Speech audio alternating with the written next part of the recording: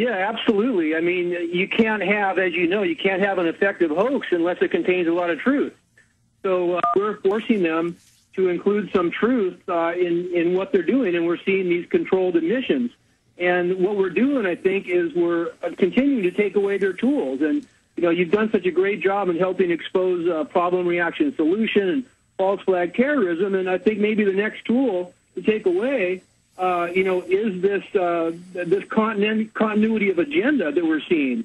You know, we're seeing the agenda transcend one or another executive branch in and out of power. So if we can expose this continuity of agenda that transcends both parties and just kind of shine the light on the mechanism and the structure of their deception, they're going to keep losing tools, and they're going to keep getting more and more desperate, and that's going to tip their hand. And, I mean, they're becoming obvious. I think it's kind of exciting. Stuart, I love the way you simplistically boil it down so well. There are controlled admissions. I'm going to use that term.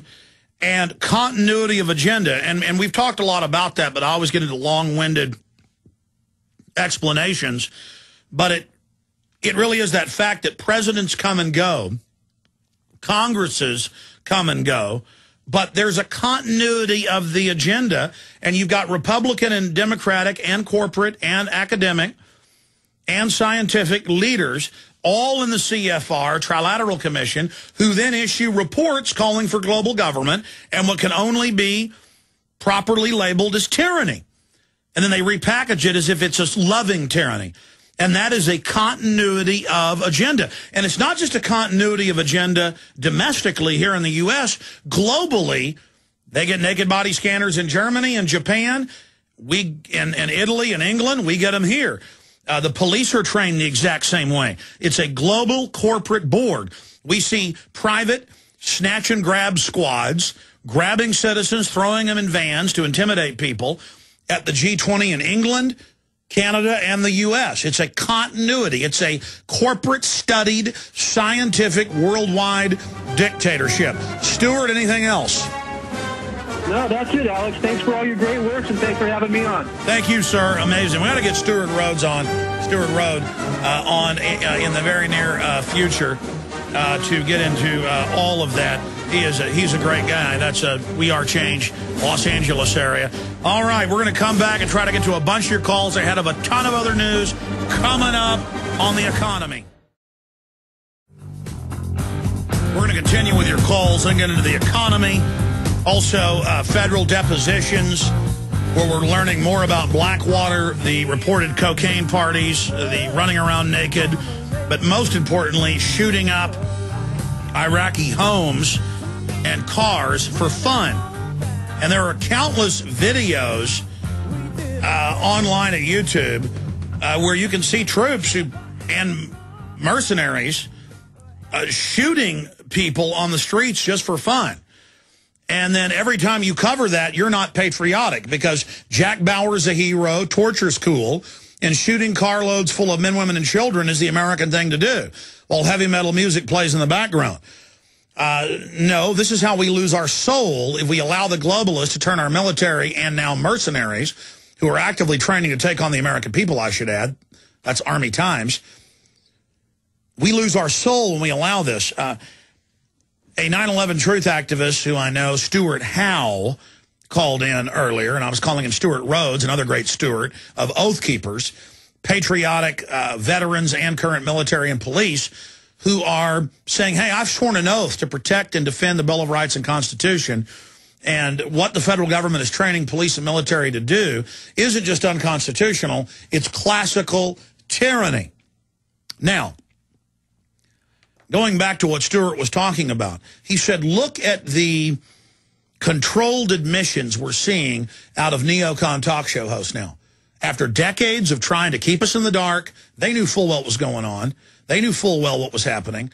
Now they're going, okay, the global government's real, because the BBC and AP and Time Magazine and Newsweek and New York Times, they're all coming out and saying world government's good. It'll fix your problems. So they were kind of stuck in a weird position after decades of saying none of this existed. They're like, okay, it's bad, and it's run by Democrats. Yeah, this little communist professor, he's the most dangerous man in the world. He runs everything. No, he's just one little minion of this system. When I start seeing neocon talk show hosts admit that powerful mega banks and powerful top corporations don't want free market, and that there's a hostile takeover of government by these corporations, and that we've got continuity of agenda from administration to administration, Republican, Democrat, with presidents and Congresses, then we'll know we've had a political realignment in the power structure. We've had a political awakening and realignment with the general public, but not with the power structure. They are in there stealing and robbing and looting and breaking laws 7 ways to Sunday. Okay, let's go ahead and talk to Michael in Florida. Michael, thanks for holding. You're on the air. Hey, Al. Hey, buddy. You're on the air. Welcome. Alex. Yes. Hey, Alex. Hey, one thing that I was going to say is you come up with a lot of simple solutions, which every solution is simple. But they'd rather try 10 things that don't work before they try one thing that does. That's why you see technology advancing. But if you say, let's end world hunger or something, they'll be like, oh, it can't be done. Well, their way to end world hunger is to pay our farmers not to produce. Their way to end world hunger is to have the Bill and Melinda Gates Foundation produce vaccines that sterilize you. That's their answer.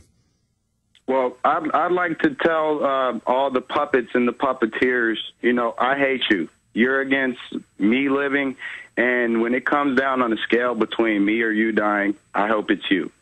And I'll do anything as far as to defend anybody's liberty. If I see a cop beating up somebody, I'm not going to let that happen. And that's what needs to happen, a spirit of togetherness back in this country instead of division. Wow, that's an important point. We need to support the good police, but stand up against police that are being hired and trained to be thugs. I appreciate your call, Michael. Go back to Wall Street that came out 20-something years ago, where they teach you greed is good, cheating people is how you get ahead. And then the general public almost thinks it's cute in some cases when somebody else is being cheated or manipulated. It's almost funny, like you're at the Roman Colosseum laughing at somebody, you know, having their arms and legs chopped off by a gladiator, because it's not you today that's being chopped up. So you feel like you're part of the structure. You feel like you're part of the power system. We need to start sticking up for each other. We need to start realizing when somebody else is having their rights abused, that affects us. That's common sense. I mean, how many reports have you seen in the news where in the U.S. or in Europe or other places, I mean, it's constant.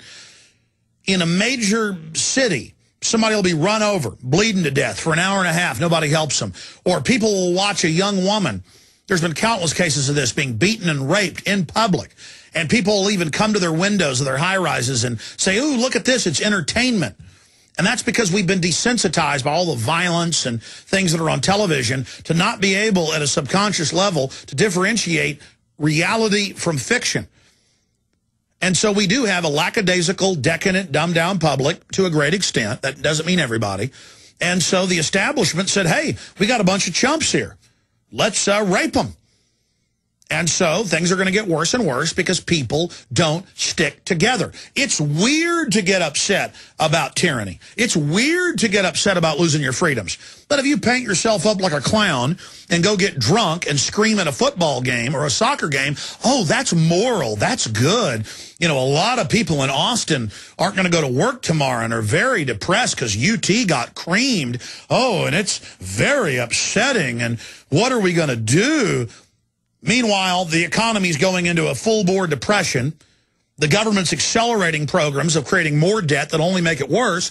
You try to tell some yuppie to get upset about that, and they go, you're some type of tin-headed weirdo. You're some type of lunatic who needs to be committed. You don't only care about football? Man, I'm a real American. I don't know the Bill of Rights, but I know who, you know, the Dallas Cowboys quarterback is.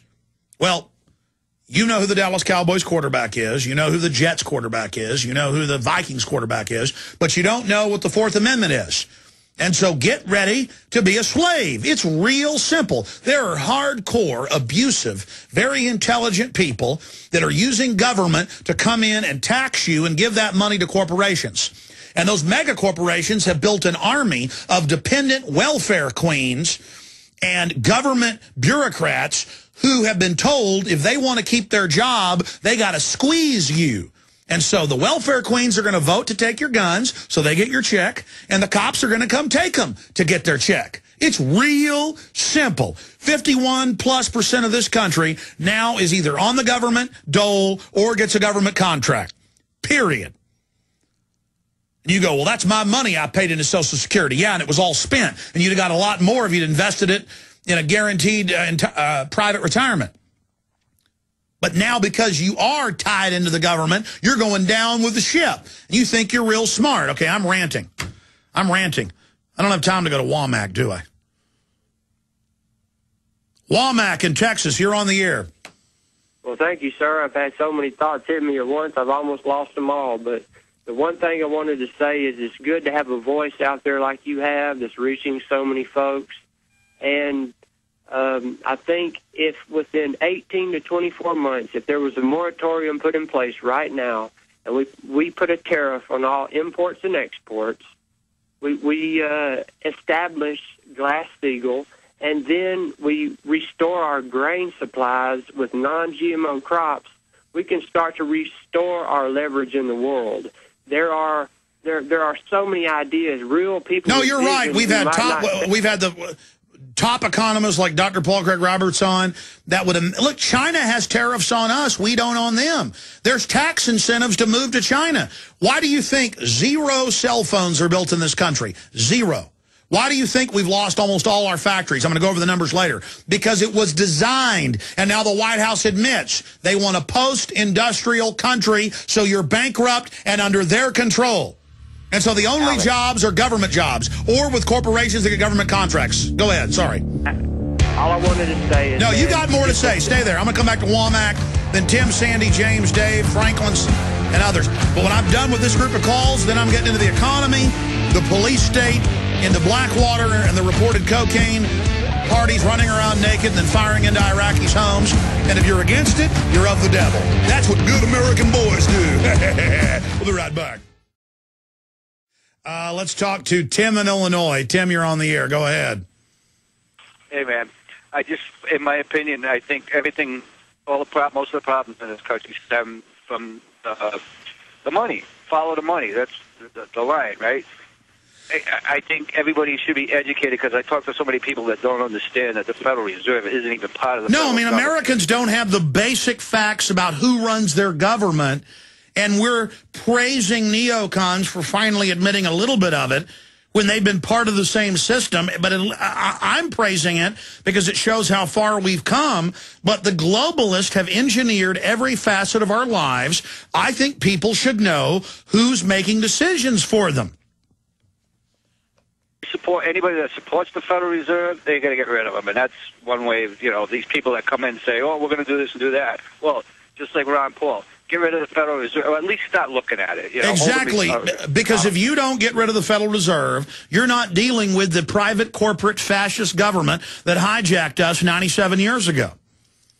Look how difficult it is. I think Kennedy tried to do it, and look what happened to him. Yeah, but they can kill an individual. They can't kill an idea. I appreciate your call. Great points, Tim. Sandy in Illinois, you're on the air. Hi, Alex. Hey. Okay, I'm on my cell phone, so I'm hard time hearing here. I've only listened to you for about 6 weeks, and I'm a totally changed person, a former liberal.